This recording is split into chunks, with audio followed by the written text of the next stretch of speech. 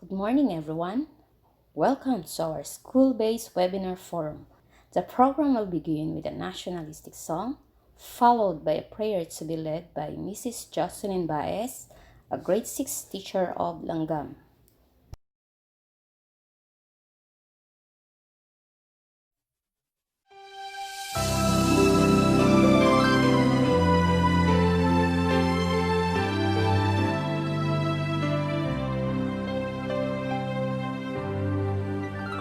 Ang bayan ko'y tanging ikaw, Pilipinas kong mahal, ang puso ko at buhay man sa iyo'y ibibigay.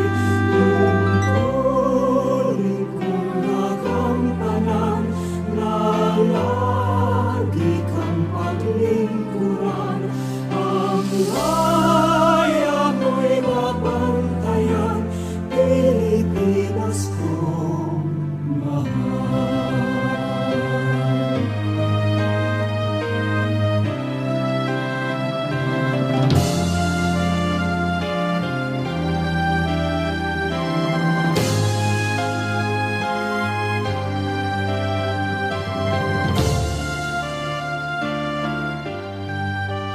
Ang bayan ko'y tanging ikaw, Pilipinas kong mahal, ang puso ko at buhay man sa iyo'y ibibigay.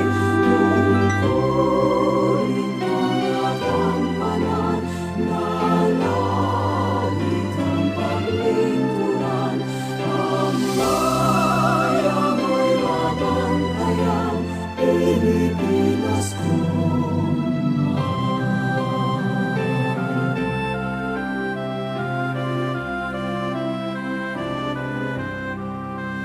Ang bayan ko'y tanging ikaw, Pilipinas kong mahal, ang puso ko at buhay man sa iyo'y ibibigay. Tungkulin kong nagampanan na lagi kang paglingkuran. Ang laya mo'y babantayan, Pilipinas kong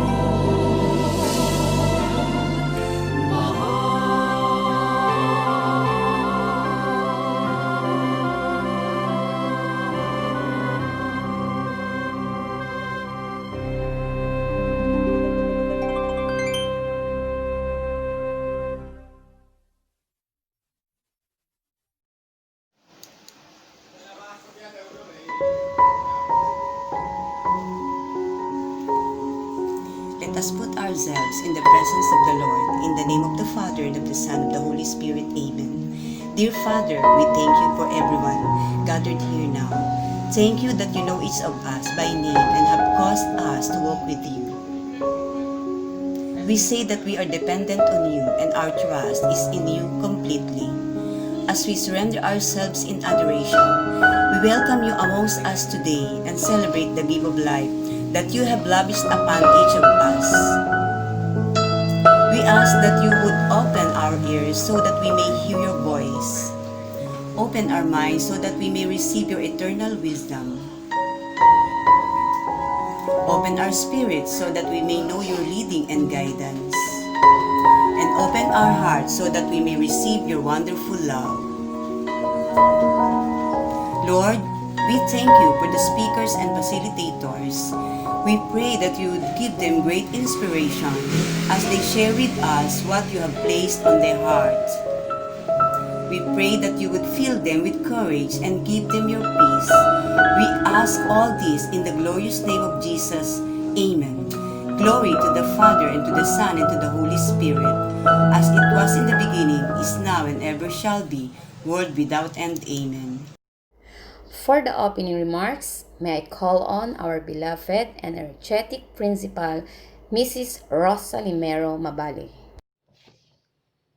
Magandang San Pedro po sa ating mga minamahal na magulang na nagbigay ng oras upang makadalo sa webinar forum na inihanda ng ating paaralan. Lubos po ang aking pasasalamat sa inyong pagdalo.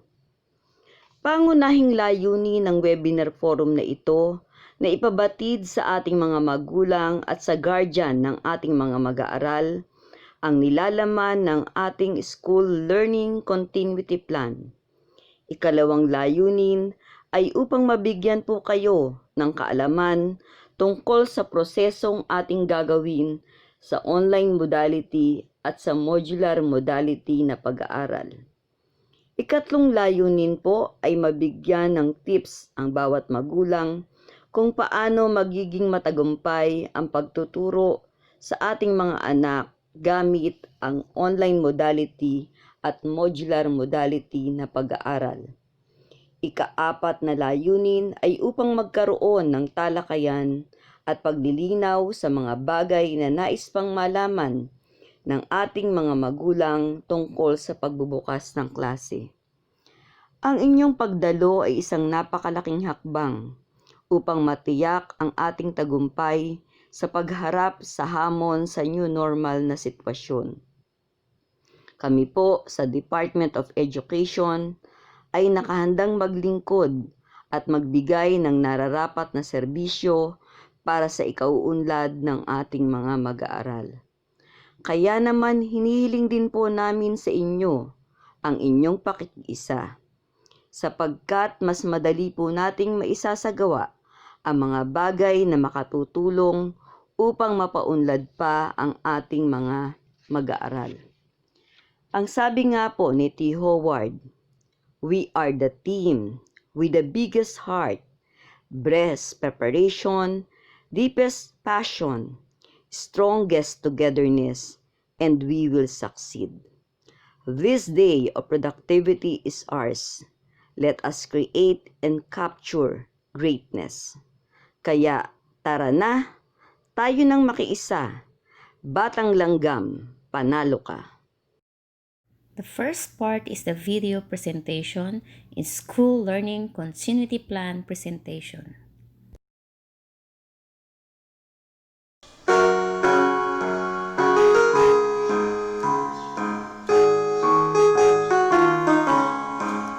Unang bayan ng Laguna ay San Pedro na kilala. Magandang San Pedro! Tayo na't kilalanin ng isa sa pinakamalayo at pinakamalaking paaralang elementarya sa lungsod ng San Pedro, ang Langgam Elementary School. Ang Langgam Elementary School ay may vision, mission at core values. Ito ay batay sa Artikulo 14 ng 1987 Philippine Constitution upang matiyak ang magandang kalidad ng edukasyon ngayong panahon ng COVID. Gumawa ang paaralan ng Learning Continuity Plan na angkop para sa mga mag-aaral batay sa resulta ng survey.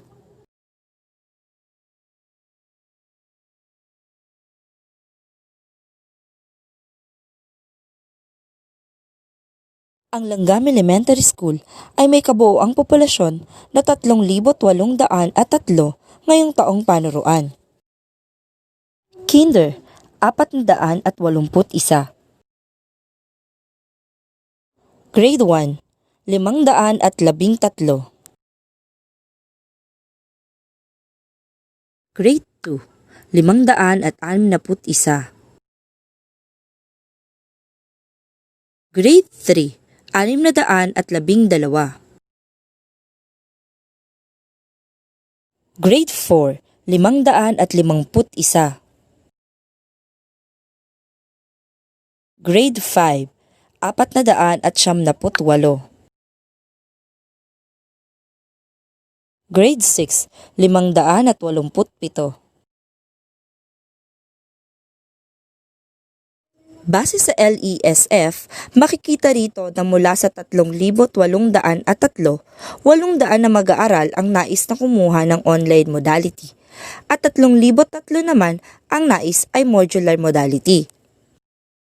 Ang mga guro ng Langgam Elementary School mula kindergarten hanggang grade 6 kasama na ang gwardya at maintenance staff ay may kabuoang bilang na 89. 14 mula rito ay mga lalaki at 75 naman ang mga babae. Narito naman ang mga hamon na makakaapekto sa pagkatuto ng mag-aaral at kung paano ito masusolusyonan.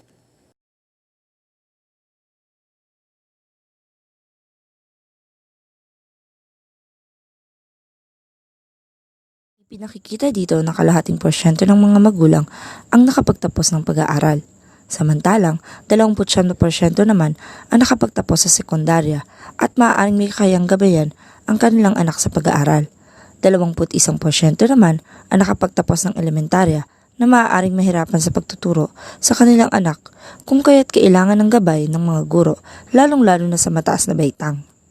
Ipinakikita din dito na 50% ng mga magulang ay mga full-time worker, 27% naman ang part-timer at 10% ang hindi nagtatrabaho. Sa makatuwid, malaki ang posibilidad na magkasabay ang oras ng pagtatrabaho at ang oras ng pag-aaral. Kaya naman, ang paaralan ay nagsasagawa ng iba't ibang kaparaanan upang masolusyonan ang hamong ito. Mula sa datos na 1,089 o 29% lamang ang may miyembro sa pamilya na may kakayahang umalalay sa pag-aaral ng mag-aaral. Kung kaya, ang paaralan at ang samahang kabataan, katuwang ang Barangay Education Counselor, ay magtutulungan upang mabigyan ng solusyon ang nasabing hamon. Kaugnay sa pagkakaroon ng gadget, 401 ang may basic cellphone. 1,528 ang may smartphone. 272 ang may tablet. 226 ang may desktop. 336 ang may laptop. Sa kabuuan, mayroong 2,382 ang mayroong gadget na maaaring i-connect sa internet. 554 ang may telebisyon, subalit 215 lamang ang may cable connection. Samantalang, 633 ang mga mag-aaral na walang anumang gadget sa bahay. Ito marahil ang dahilan kaya mas marami sa mga magulang ang pinili ang modular distance learning. Sinusuportahan ng Langgam Elementary School ang sulong edukalidad ng Central Office, pati na rin ang ICLEA framework ng rehiyon. Naniniwala rin kami na hindi dapat matigil ang edukasyon kahit pa sa gitna ng pandemya. Ito po ang Learning Continuity Plan framework ng aming paaralan. Sa online distance learning, magkakaroon ng teachers, parents, and learners orientation sa Google Suite o sa Google Classroom, ang lahat na mag-online distance learning. Magbibigay ng Google Classroom ID ang mga school ICT coordinators. Ito ang gagamitin ng mag-aaral upang makita niya ang kanyang Google Classroom. Mula sa kanyang online classroom ay maaari na niyang makita ang kanyang mga kamag-aral at guro. Synchronous na pagkatuto ang tawag kapag ang mag-aaral ay gumagawa, sumasagot at nakikipag-ugnayan sa kanyang guro at kapwa mag-aaral sa itinakdang oras. Ang asynchronous learning ay maaaring gawin sa panahon na available ang bata. Maaaring di siya makasabay sa kanyang mga kamag-aral sa panahong mahina ang internet, kaya pwede pa din siya mag-aral sa asynchronous na paraan. Ang pagsagot at pagpasa ng gawain sa guro ay gagawin sa online. Sa modular distance learning, ang paaralan na magpiprint at mag-aayos ng modules. Ang paaralan din ang magtatakda kung kailan at saang hub ito kukunin. Tanging mga magulang lamang o tagapag-alaga ang pinapayagang kumuha ng modules. Iuuwi nila ito sa kanilang tahanan at doon maaari nang magsagot mag-isa ang bata kung siya ay independent na. Maaari ding turuan o gabayan ng mga magulang ang kanyang anak sa pag-aaral ng module at pwede ding makipag-ugnay ng mga magulang sa guro kung siya ay may katanungan tungkol sa aralin o paksa. Ibabalik ang module sa paaralan sa itinakdang araw upang masuri at makapagbigay ng puna ang guro.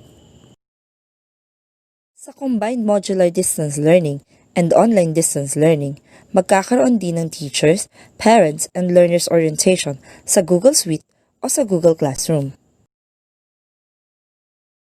Magbibigay din ng Google Classroom ID ang mga school ICT coordinators. habang inihahanda ang modules. Ang kanilang Google Classroom ID ang gagamitin nila upang makita ang kanilang Google Classroom.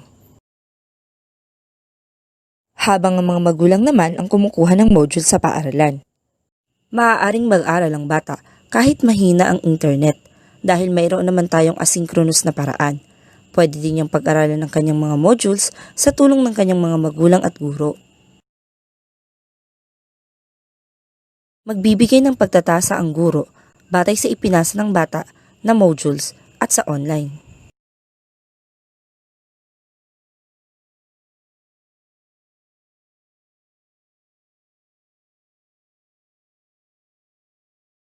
Bilang pagmamarka ngayong panahon ng new normal, gagamitin pa din ng ating mga guro ang DepEd Order No. 8 Series of 2015. Ito ang Policy Guidelines on Classroom Assessment para sa K-12 Basic Education Program. Narito ang pagtatasa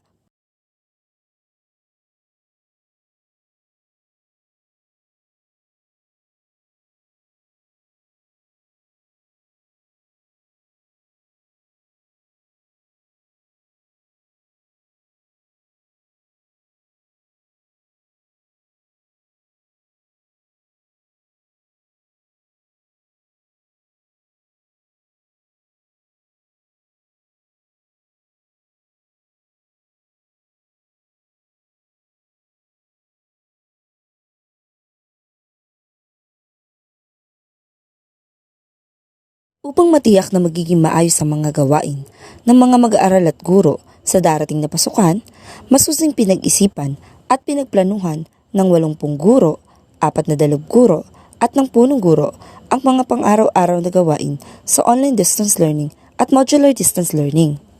Para sa teacher deployment, makikita sa talaan ang mga gurong nakatalaga sa bawat baitang base sa modality na lumabas sa survey. Batay sa datos ng School Property Custodian, ang lahat ng 84 ng guro ng Langgam Elementary School ay may sapat na instructional materials base sa IDEA. Upang matugunan ang pangangailangan ng 800 mag-aaral sa online distance learning, ang bawat bata ay makatatanggap ng soft copy ng module. Samantalang, 3,003 na mag-aaral na nag-enroll sa modular distance learning ay makatatanggap ng printed module sa bawat quarter. Upang matiyak ang tuloy-tuloy na pag-unlad ng mga guro sa kanilang propesyon, magsasagawa sa pamumuno ng school LAC team ng mga inset at LAC session. Magsasagawa din ang punong guro at mga dalub guro ng coaching at pagbibigay ng technical assistance upang lalo pang mapanday ang husay ng bawat guro sa pagtuturo. Bilang bahagi ng monitoring and evaluation, ang bawat guro ay magkakaroon ng instructional supervision kung saan aanyayahan ng guro ang punong guro o ang dalub gurong nakatalaga sa kanilang baitang upang magsagawa ng formal observation at makapagbigay ng technical assistance. Gamit ang technical plan template, itatala ng punong guro o dalub guro ang mga obserbasyon na kanyang nakita sa pag-o-observe sa guro at makapagbigay ng technical assistance na kinakailangan ng guro. School Logistic Management. Upang matiyak na maayos ang pamamahala ng mga gagamitin ng mga mag-aaral at matiyak na may pondong magagamit sa pag-iimprenta ng module, ang 30% ng school maintenance and operating expenses na nagkakahalaga ng 295,906.89 centavos ay titiyakin na magagamit sa module. Samantalang, ang mga module na gagamitin ay ipamamahagi ng paaralan sa tulong ng mga stakeholders na lumagda sa Memorandum of Understanding. Registry of Stakeholders. Mayor Lourdes S. Katakis provided risograph, 1 laptop, reams of bond paper. Honorable Dave Almarines donated 10 reams of bond paper, 10 boxes of surgical mask, computer ink. Honorable Aaron Katakis donated 10 gallons of alcohol, 10 boxes of surgical mask, hand washing soap. Honorable Ann Matibag donated 1 thermal scanner, 10 boxes of surgical mask. Samahan Kabataan Barangay Langgam provided internet connection per porok. Parent of 3,803 learners from kinder to grade 6 donated ream of bond paper and give their pledge of commitment in helping the school in the mobilization of printed modules. bilang pagtataya sa pangangailangan ng paaralan katulad ng repair ng pasilidad, instructional materials, gastusin sa bills, at iba pa, nagtala ang paaralan ng funding resource requirement and sources batay sa Annual Implementation Plan, Annual Procurement Plan, at School Improvement Plan at sa 30% na budget mula sa school MOOE na nakalaan para sa pagpapaimprenta ng module. Ang mga sumusunod na legal basis ang naging batayan ng paaralan sa pagbuo ng School Learning Continuity Plan na aking inihatag sa inyo. Maraming salamat po at magandang San Pedro. #BatangLanggamES, panalo ka! For the next presentation on how to conduct the modular distance learning by Mrs. Maria Cecilia M. Beberino and Mr. Alberto J. Tanyungon. Magandang hapon! Pagtuunan po natin ng pansin ang modular distance learning. Ito po ay isang individual na pagbibigay ng kaalaman sa mga mag-aaral sa pamamagitan ng self-learning modules or SLMs na ipamimigay ng mga guro. Sa alternatibong pag-aaral, bibigyan ang mga mag-aaral ng learning kits kung saan nakapaloob ang modules, activity worksheets, at practice exercises.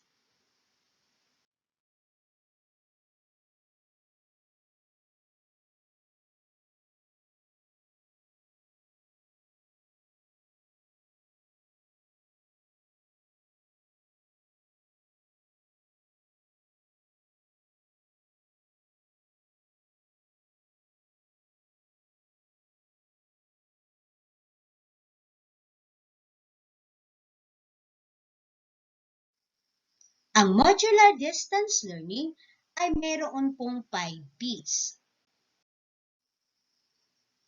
Una po rito ay ang paghahanda. Kailangang ihanda ng mga guro ang mga aklat, activity sheets, study guide sheets, at student inquiry sheets bilang parte ng self-learning module ng mga mag-aaral. Pangalawa ay ang pagtungo. Magtutungo ang mga magulang, guardian, o kahit sinong kasapi ng pamilya na may edad 21 to 59 upang kunin ang printed learning materials sa paaralan o sa mga naka-assign na booth hub. Sa gabay ng guro, magtatakda ng oras at araw ng pagkuha ng modules. Pangatlo, pag-aaral. Sa gabay ng magulang o guardian, aaralin ng mag-aaral ang modules o ang lesson para sa isang linggo. Kung ang mag-aaral ay may katanungan, maaari siyang makipag-ugnayan sa guro sa takdang oras lamang sa pamamagitan ng FB, text, or call. Pwede rin sa personal na pagsulat. Pang-apat, pagbabalik. Ibabalik ng mga magulang ayon sa nakatakdang araw na itinalaga ng guro o ng paaralan. Dala ang mga nasagutang printed learning materials ng bata. Kasabay nito ang pagkuha ng modules para sa linggong iyon. Pang-lima, pagtugon. Ito naman ang oras para i-check at natugunan ng guro ang mga katanungan ng mga mag-aaral. Maaari niyang sagutin ito sa pamamagitan ng FB, text, or call at personal na sulatan ng mga mag-aaral para maibalik sa bata sa susunod na pagtungo ng mga magulang. Puntahan mo naman po natin ang gabay para sa mga magulang sa paggamit ng modules or activity worksheets. Una po, papasok at pag-aaralan ng mga bata. May itinakdang class program para sa mga bata na makikita ang oras na ilalagi nila sa bawat asignatura. Tingnan ang kalakip na class program. Pangalawa, mga kagamitan sa paggawa ng portfolio. Kailangan ng isang white long folder. Ang disenyo ay naaayon sa tagapayo. Ito po ay sisidlan ng activity worksheets at iba pang output ng inyong mga anak sa loob ng isang linggo. Para sa online distance learning modality naman, ay magbibigay ng link ang gurong tagapayo kung saan ipapasa ang mga outputs na kakailanganin para sa soft copy at hard copy na portfolio na napagkasunduan. Pangatlo, pagsubaybay ng magulang, guardian, nakakatandang kapatid o kasama sa bahay. Bawat asignaturang natapos ng bata sa itinakdang oras ay may kasamang mga activity worksheets, practice exercises na sasagutan pagkatapos ng aralin. Alamin kung natapos ng mga bata ang ipinapagawang activity or practice exercises. Tingnan ang individual progress report at lagyan ng check ang column ng completed o not completed at maglagda sa tabi nito na patunay na natapos ang gawain ng inyong anak. Hindi sa loob ng module sasagot ang mga bata. May itinakdang worksheet para doon sa gagawing activity at practice exercises. Muli, ito po ang inyong lingkod, Maria Cecilia M. Beverino, na bumabati sa inyo ng magandang hapon. Magandang araw po sa inyong lahat. Narito po ang ilang hakbang at paraan para sa modular distance learning. Inihahanda na ng paaralang elementarya ng Langgam ang mga modules at activity sheets na gagamitin ng ating mga mag-aaral. Ang mga modules at activity sheets na inihanda ng paaralan ay dadalhin sa iba't ibang mga delivery hub na maaaring matagpuan malapit sa inyong lugar. Ang magulang o guardian ng bata na may edad 21 years old hanggang 59 years old lamang ang maaaring kumuha ng modules upang iuwi sa kanilang bahay. Lagi po nating tatandaan ang mga sumusunod na health protocols na pinatutupad lalong-lalo na po ang pagsusuot ng face mask, face shield, at physical distancing. Huwag rin po nating kalimutang dalhin ang ating quarantine pass. Kung ang bata ay may sapat na kakayahan, maaari na niyang simulan ang pagsagot sa mga modules at activity sheets. Pwede rin namang magpatulong ang bata sa kanyang magulang o nakatatanda na pwedeng umalalay. Kung kayo po ay may mga tanong tungkol sa paksa o aralin, maaari nyo pong i-text, tawagan, o i-chat sa FB Messenger ang guro. Malaki po ang maitutulong kung kayo po ay sasali sa mga group chat na ginawa ng mga guro para sa mabilis na ugnayan. Ipapasa po ang modules at activity sheets ng bata sa paaralan ayon sa petsang itinakda ng guro. Yun lamang at maraming salamat po. For the next presentation is for the challenges that may affect the learning process and its intervention by Mr. Art L. Martinez and Mrs. Lorna L. Caballo.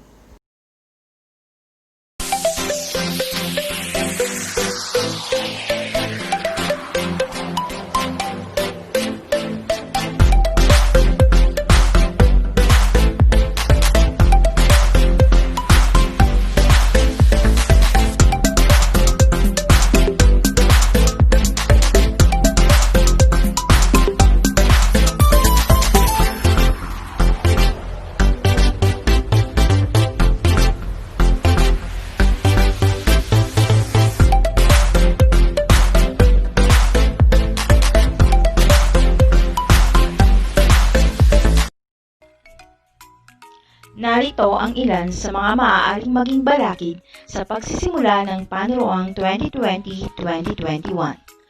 Una ay ang time management.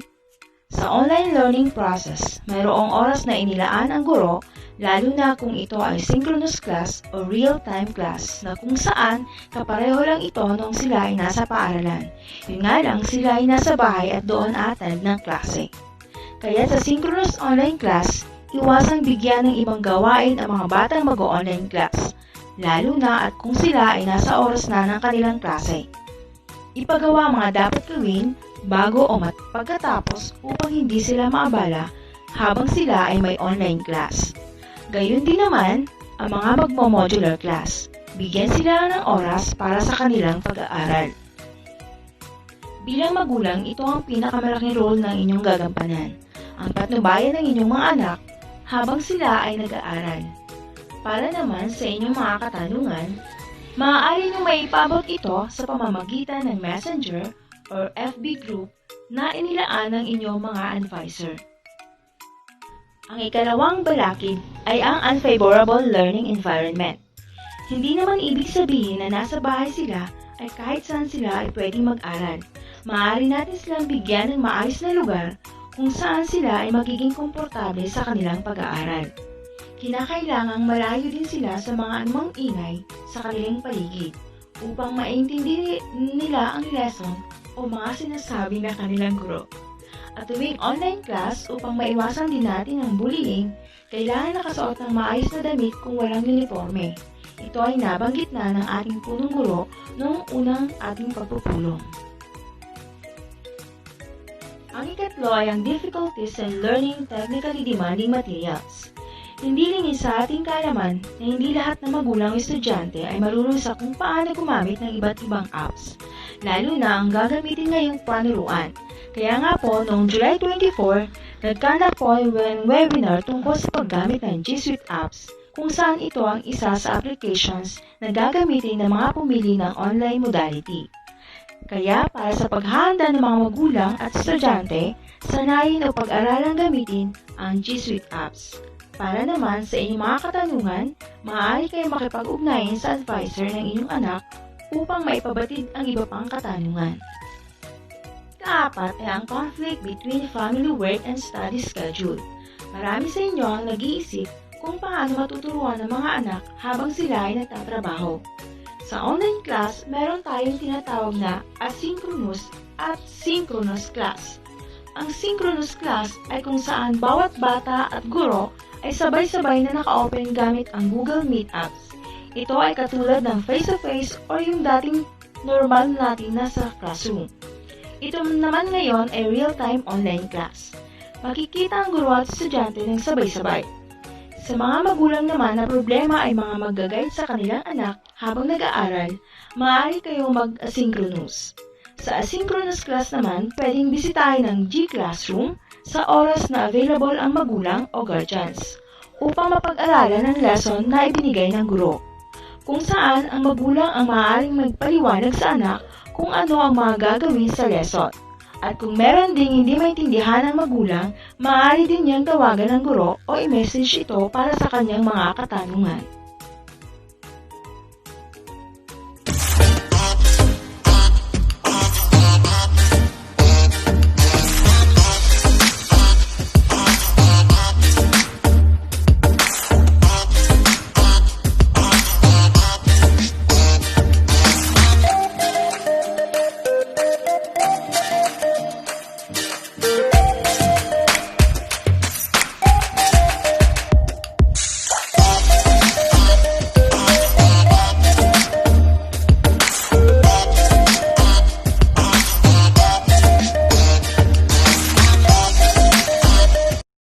And for the question and answer, may I call on Mr. Art Martinez and Mrs. Lorna L. Cabalu.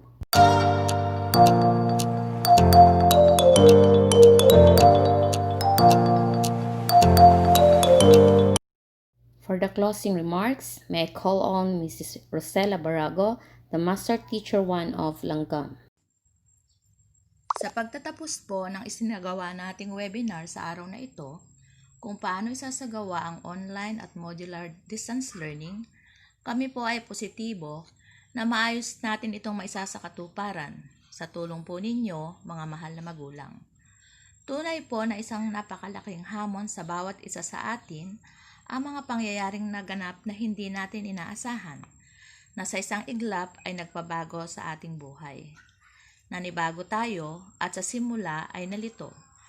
Kung paano nga ba tayo sasabay at makikiisa sa pagbabago? Subalit, kung tayo po ay sama-sama at naniniwala na mapagtatagumpayan natin ang mga hamon ng pandemya, nakatitiyak tayo sa isang magandang bunga para sa ating mga anak. Umaasa po ang pamunuan ng paaralang elementarya ng Langgam sa inyong pakikiisa at paggabay sa inyong mga anak.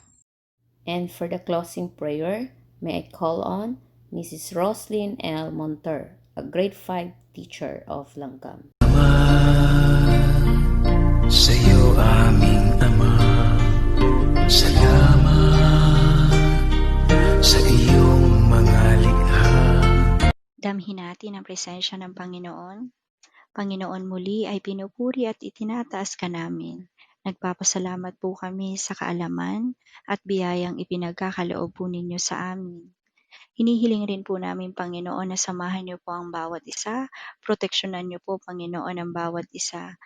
At Lord God, hinihiling rin po, Panginoon, na baunin po ang lahat po ng natutunan ngayong araw na ito, lalo't higit, Panginoon, sa darating na pasukan. Lord, maging biyaya po ang bawat isa sa aming Panginoon. Anuman pong tulong para sa aming mahal na paaralan, ay napakalaking biyaya po ito para sa aming mag-aaral. Muli, Panginoon, pinupuri at sinasamba ka namin. Ito lamang po ang samudalangin namin sa pangalan ni Jesus. Amen. Sa iyo aming Ama, salamat